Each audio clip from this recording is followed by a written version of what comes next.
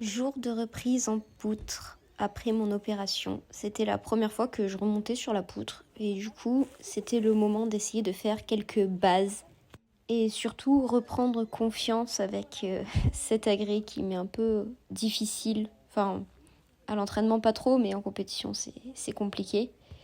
Et là, du coup, je travaillais un peu comme si je faisais les séries grand jeté, costal et japonais pour travailler la proprioception.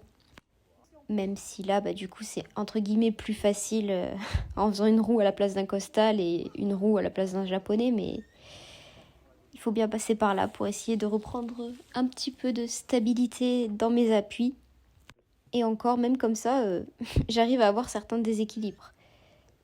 Mais en vrai, c'était cool de reprendre progressivement la poutre et surtout de ne pas abuser vu que c'était encore frais l'opération, que j'avais encore mal aux pieds. Il fallait pas non plus jouer avec le feu sur des éléments qui auraient pu être problématiques pour moi.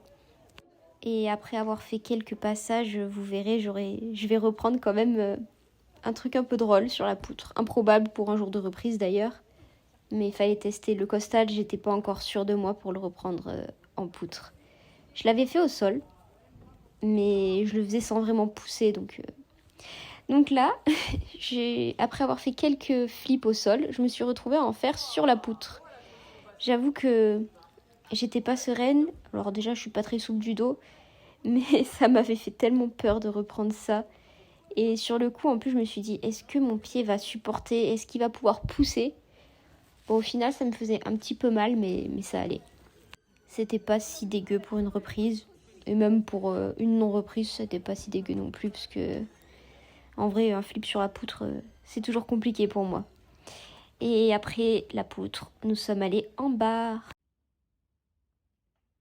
Et voici mon retour en poutre. Alors, c'était à la suite des bars et je vous avoue que j'avais un peu mal à l'épaule, mais c'est pas grave, j'avais quand même décidé de faire de la poutre parce que il était temps de reprendre cet agrès après l'opération. Alors oui, c'est bon, j'ai fait des roues, c'était bien mignon. Maintenant, on passe aux choses sérieuses, c'est le salto costal et le salto japonais. Parce que au final, c'est les plus grosses difficultés de mon mouvement et que le salto arrière, généralement, je le reprends une semaine avant la compète parce que ça me fait trop peur et que je préfère ne pas le travailler. Voilà. C'est un exemple à ne pas suivre du tout. Je n'invite personne à reproduire ma stratégie, qui n'est pas la meilleure du tout. De son côté, Lulu travaille les saltos japonais et les flip. Voilà. Ensuite, en fait, je crois qu'elle essaye de faire un mouvement ou un demi-mouvement ou je ne sais pas trop. Encore une fois, vous assistez à ma spéciale. Je ne sais pas comment j'arrive à me rééquilibrer de cette manière-là, mais je vous promets que je récupère de l'équilibre quand ça fait ça. Le saut groupé demi-tour, je l'ai abandonné, tout comme le saut grand jeté d'ailleurs depuis, et je ne fais plus ça. Vous verrez dans les vidéos de maintenant, mais le saut groupé demi-tour, j'ai appris qu'il le faisait un peu sauter facilement, et j'ai pas envie de faire un élément qui va pas compter et qui en plus va me faire chuter. J'ai déjà bien assez de difficultés en poutre pour m'en rajouter en plus. Lulu est partie sur... D'accord. Elle est partie sur flip-flip et normalement elle doit faire flip tendu décalé. Et moi j'essaye de travailler ma stabilité de la cheville pour essayer d'enchaîner salto costal et japonais. Oui, je me suis réellement rééquilibrée de cette manière-là. Tout va bien. Le grand jeté, vous ne le jugez pas, hein, d'accord? Ça, c'est un grand jeté de ma mauvaise jambe. Ce qui fait que je n'arrive pas à avoir le grand écart et que en plus, avec mon problème à l'ischio qui dure depuis 1 an maintenant, j'ai une barre qui me tire que dès que j'écarte les jambes, ça me fait bizarre et ça me fait mal. Donc j'ai abandonné un peu. Et maintenant, mon retour sur la grande poutre. Pas sans stress, hein, je vous avoue que j'ai paniqué au premier salto costal, mais j'étais contente de remonter sur la poutre et j'étais trop contente de refaire tout simplement de la gym comme avant. Lulu travaille le salto arrière, je crois qu'elle a peur. Je sais pas si elle l'a pas fait depuis très très très très très très longtemps. Ou peut-être même jamais fait, je sais pas. Et on est sur un salto costal réussi. Là, je me satisfais de pas grand-chose, hein, mais parce que je suis encore loin de l'idée de devoir enchaîner costal japonais. Là, c'est vraiment l'idée de reprendre la poutre, reprendre confiance et voilà. Un tapis est apparu en dessous, c'est pas moi. Je remets toute la faute sur Lulu, mais parce qu'elle voulait passer sur la poutre avec moi, donc elle avait besoin d'un petit truc pour se rassurer. Et comme ça, elle s'est lancée. Moi, de mon côté, pour le coup, le truc qui me rassure, c'est la Protec. Après, qu'il y ait un truc en dessous ou pas, ça m'est égal. Sauf que les tapis en dessous de la poutre, ils sont pas droits. Et généralement, ce qui se passe, c'est que je mets toujours un truc en dessous pour cacher la ligne qui est pas droite, parce que sinon, j'ai l'impression de faire de la poutre de travers. Enfin, c'est hyper perturbant. Je sais pas si ça vous est déjà arrivé à l'entraînement, ou alors même en compète. Moi, ça m'est déjà arrivé en compète d'avoir les tapis en dessous qui étaient pas droits. Et je trouve ça hyper perturbant. Et c'est vrai qu'en fait, il faudrait que je m'entraîne comme ça, parce que si ça arrive en compète, je vais pas m'amuser à mettre des tapis sur la poutre. Mais c'est une autre histoire. Déjà, on va travailler la poutre de manière normale et on verra la suite. Et le retour du salto japonais, qui est aussi quelque chose qui me fait stresser quand ça fait longtemps que j'en ai pas fait. C'est un truc qui m'augmente ma dose de stress. Donc voilà. C'est vrai qu'à la fin de cet entraînement, j'étais quand même très très heureuse d'avoir pu faire costal et japonais. Après, je voulais pas trop abuser non plus de ma cheville qui était progressivement de plus en plus stable et de plus en plus neuve. Et en plus, ce jour-là, on est resté super longtemps à l'entraînement parce qu'on s'est dit on fait l'entraînement entier plutôt que faire que le midi et revenir l'après-midi. C'est pour ça qu'on a dû finir, il devait être 14h. À la fin, on avait trop faim. En plus, petite story time, on est resté coincé dehors chez moi parce que Lulu, elle a fermé la porte derrière nous, sauf que ça se fermait à clé et les clés étaient à l'intérieur. Voilà. Donc, il nous est arrivé un peu des péripéties pour pouvoir manger. Au final, on a mangé à 15h30 parce qu'en fait, on avait commandé à manger et le livreur est arrivé et on était enfermés. Vous vous doutez bien que si on voit toute cette pyramide de tapis, eh bien c'est pour travailler les bascules équis retrait. Alors j'ai commencé avec un passage plutôt très très moche. J'espère que je vais faire un peu mieux les passages suivants. Ah, c'est mal parti pour. Je crois pas que c'était un jour avec pour les retraits. On va voir la suite, mais on va voir. Ah, c'était pas si mal Lulu. Je sais pas comment elle fait. Elle arrive toujours à faire des trucs bien. Ok, c'est moyen, on va dire. Ah, je repasse déjà. Généralement, quand je repasse après être... Voilà, exactement ce que... J'ai illustré mes propos. Généralement, quand je repasse après avoir passé, c'est pas bon, ça sert à rien. Genre, je fais n'importe quoi.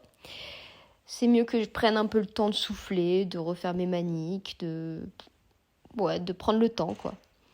Oh, mais je lâche trop tôt. Faudrait que... Ouh là là, non, je vais pas repasser. Qu'est-ce que je fais? Pour le coup, je découvre encore avec vous la story time parce qu'en fait, ça fait tellement longtemps que j'ai fait cet entraînement. Enfin, longtemps, j'abuse, hein, ça fait 1 mois à peu près. Que du coup, je sais plus ce qui se passe. Ah, déjà, je peux constater qu'on a retiré un tapis et que Lulu, elle a plutôt bien géré. Ah, je crois que j'ai arrêté les retraits alors. Si je suis dans cet état-là. Ou alors, non, ouais, ça fait quand même plusieurs passages où je suis totalement allongée, inerte. Oh! Il était incroyable son passage. Ok, j'espère faire le même que Lulu. Ah, déjà je passe de l'autre côté. Ok, je me suis lancée, on va dire que c'est déjà positif. Sachez que d'avoir enlevé un tapis, ça me met une dose de stress, mais incroyable. Vraiment, c'est un truc qui me... Genre, d'un coup, mon palpitant, il augmente et je suis en mode, ok, j'y vais. Et c'est pas si mal, mais bon, c'est pas à l'ATR, c'est pas forcément magnifique. Par contre, je sais pas ce qui m'arrive, là, je suis en train de faire je sais pas combien de passages d'affilée. Ah, c'était mieux, j'aurais fallu que j'attende un tout petit peu plus. Je crois que je commence à fatiguer. Ok, donc Lulu, elle est partie pour retravailler les entrées poissons. Oh, voilà. Deuxième passage, c'est fait. Allez, c'est plié, c'est validé, tu peux passer à autre chose. Ou en faire un autre, effectivement, pour confirmer. C'est pas plus mal. Et nous voilà maintenant toutes les deux en fosse pour travailler. Elle, je ne sais pas encore parce qu'elle s'échauffe. Et moi, si vous voyez le petit boudin rouge sur la barre, c'est que je vais travailler les 4 chefs. Donc le premier passage, on met la protection parce qu'il faut que ça me rassure. Et je trouve qu'ils sont de plus en plus aériens. Et je me sépare de la protection pour faire avec les 2 petits boudins maintenant. Et comme ça, en fait, si j'arrive sur la barre, je rattrape la barre, parce que le boudin, il m'aidera à rattraper la barre. Et donc Lulu, elle travaille ses soleil valse, sortie échappe directement enchaînée. C'est pas mal du tout. Et ça évite aussi un soleil intermédiaire qui ne servirait à rien normalement. Oula, je suis un petit peu loin de la barre là. C'était pas très très joli. Je me rappelle que ce jour-là, on avait fait un live TikTok. Si je dis pas de bêtises, on avait fait barre et poutre. Donc vous aurez la poutre aussi. J'avais repris la poutre, la vraie poutre, c'est-à-dire avec salto, costal, japonais, enfin tout ce que je faisais avant, comme si je m'étais jamais fait opérer. En tout cas, on peut dire que j'ai fait pas mal de passages de catch-F pour essayer de me rapprocher, mais je ne touchais pas la barre. C'est frustrant, hein. C'est frustrant de la voir, mais d'en être super loin, de voler et de pas la rattraper. Vive la gym, c'est pas facile. Sinon, ça s'appellerait du foot. Et là, les haters, les pro-foot, ils vont me dire « Ah non, c'est dur le foot !» C'est bon, j'ai rien dit, c'est une blague. Même si dans le fond, je le pense un peu. J'étais pas très très loin, mais j'étais toujours pas dessus. Allez, le dernier parce que c'était moins bien, et direction la poutre. Et après cette séance de reprise en sol, c'était la reprise en poutre. Bon, la poutre pour le coup, j'ai repris déjà depuis un moment. Et le truc qui bug le plus sur la poutre pour moi, c'est le costal et le japonais. Après, dans mes rêves absolus, ça serait de réussir à enchaîner costal et japonais, mais chaque année, je constate que ça ne passe pas. Enfin, c'est arrivé une seule fois en compétition. Effectivement, ma note a gagné 2 points d'avoir juste mis cette liaison, parce que oui, c'est le jackpot. Mais bon, le problème, c'est que je suis pas stable, je sais pas. J'ai un mental de chips en poutre et pour le coup, je sais pas comment faire pour remédier à ça. J'étais aussi avec Saona ce jour-là, qui travaillait les saltos arrière, avec le justo du club d'ailleurs. Et à l'heure où je vous parle, cet après-midi, j'ai compétition. Mais quand la story time sortira, la compétition sera déjà passée normalement. Donc j'espère que tout se sera bien passé. Donc Sao qui travaille le salto arrière. Et moi, comme d'hab, sur ce costal japonais. Ça doit vous saouler de me voir tout le temps faire ça, hein, mais c'est parce que je comprends pas. J'ai beau le faire depuis 10 ans, et encore 10 ans, je suis gentille, parce que ça fait bien plus. Mais c'est pas pour autant que je sais rester sur une poutre. Alors que pourtant, il y a des éléments où je sais que je tomberai plus. Enfin, c'est plus possible. Mais ça, je sais pas pourquoi, ça veut pas. Ensuite, Saona qui est partie pour travailler les saltos japonais. Parce que oui, le salto japonais, ça vaut plus qu'un salto arrière. Je sais pas si vous connaissez les valeurs des difficultés des éléments, mais voilà. Comme ça, je vous le dis.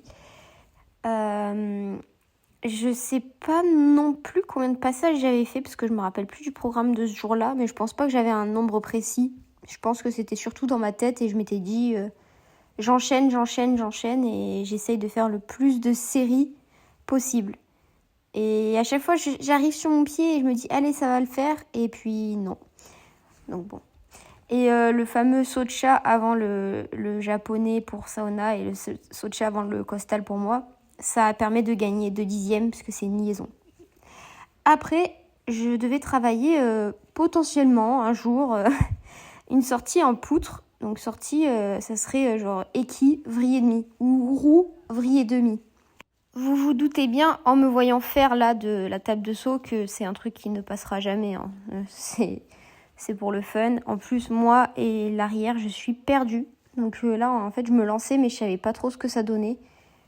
Autant la vrille et demie au sol, je comprends et j'y arrive bien.